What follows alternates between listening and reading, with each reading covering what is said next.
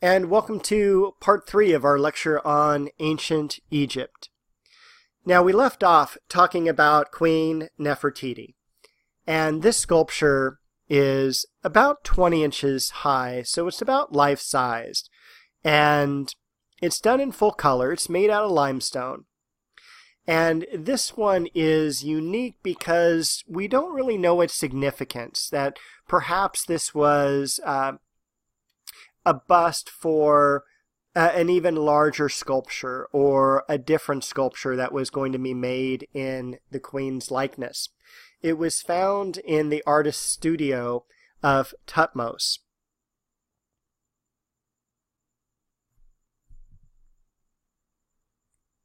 Now, Queen Nefertiti dies at the age of 41, and as far as art is concerned, Akhenaten creates this new figural style in which much more detail was placed towards the human body.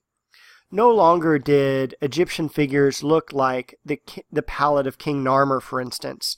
They become very lifelike, very individual, rather than something that is ideal.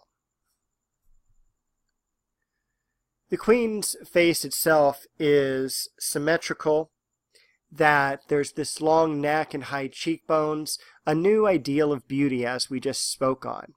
And again, she is the wife of the pharaoh. They share power. And there she is in her own room in a museum in Berlin. There is a lot of controversy about this work, as Egypt has asked for it back.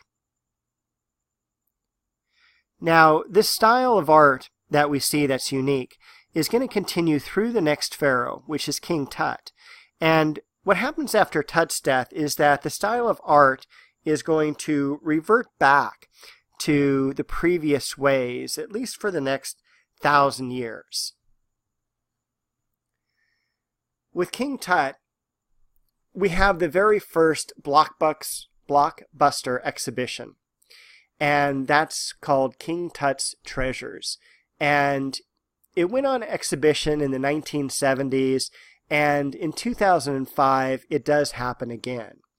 The first time it went through, there were something like 8 million visitors, and I was fortunate enough to work at the LA County Museum of Art when it came through a second time, and I can tell you for 6 months, that's all that the museum was abuzz about.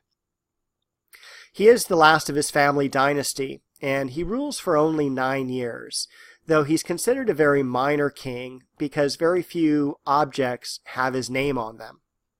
Now, he's famous because his tomb was undisturbed. It was hidden in the Valley of the Kings.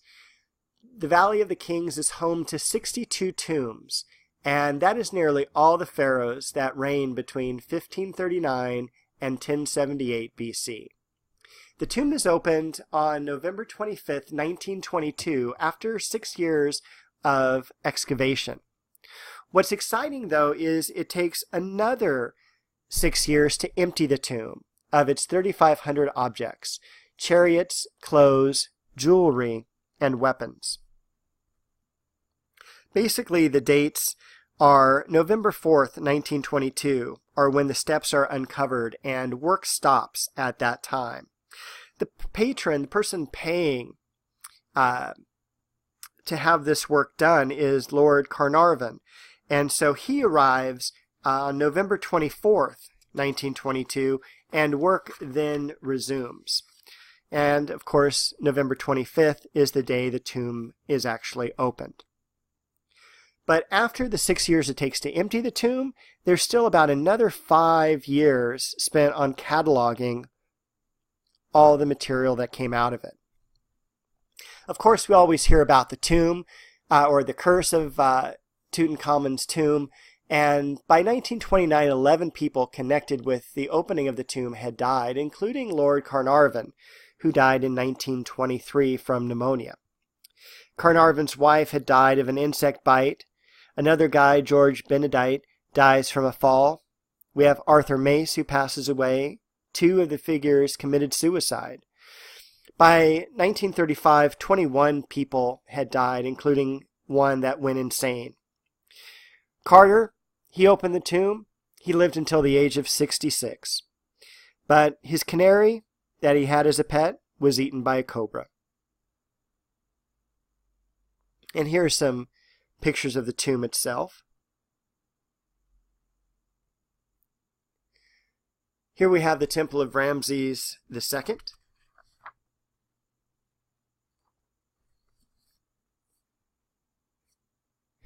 Ramses is believed to be the pharaoh of the biblical story of Moses and Exodus. He was a very bold military commander and very politically shrewd. The renovation and reconstruction of the temple here moved to higher ground between the years of 1964 and 1969 cost $90 million, and 5,000 people worked on this project. It was a multinational effort. Ramses II is going to reign for 67 years, but the mummy that we have of his suggests that he died more closer to the age of 59. It was rumored, though, he had 100 children.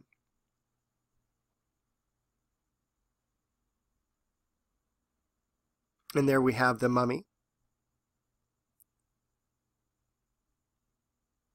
The smaller temple we just saw was 500 feet away from the original. And I thought it'd be a good time to talk about mummification.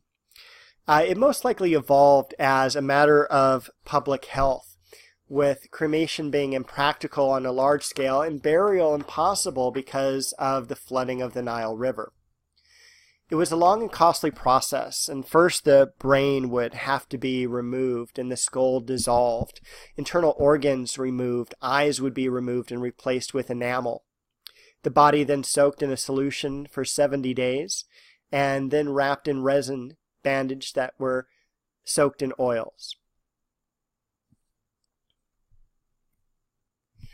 The Egyptologist Samuel Birch calculated that over 420 million corpses had been embalmed, but with today's research, we indicate that it could be twice as many.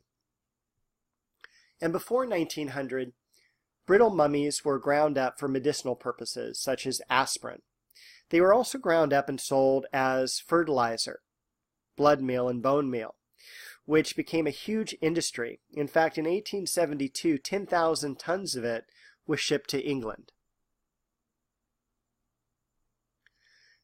Now, after 332, Egypt is conquered by Alexander the Great, and I want to take just a moment to look at these mummy portraits. These are done during the Roman Empire, during the 2nd century AD, and it's important because we need to talk about the painting medium that's used to create these, and it's called encaustic. It's really our oldest painting medium, and it's used in all the early civilizations we're going to cover: Greece, Rome, and of course Egypt. It's created by mixing the pigment with hot wax, and so you can imagine how quick the wax will cool. And so the artist has to work extremely quickly to finish. And the mummy portraits are really cool because these were basically painted while you were alive. And these would hang on the wall or be placed on the mantle, just like we do with images of the family today. After you died, they would be taken down, cut to shape, and then they would be placed on the outside of the mummy, kind of a morbid indication of who was inside. But this is something for, again, for you to note that encaustic is a very thick, very viscous, waxy type of medium that, again, we're going to see in the next few chapters. And with that, we're going to end our lecture on ancient Egypt, and I will see you again shortly, and we'll talk about the early Aegeans.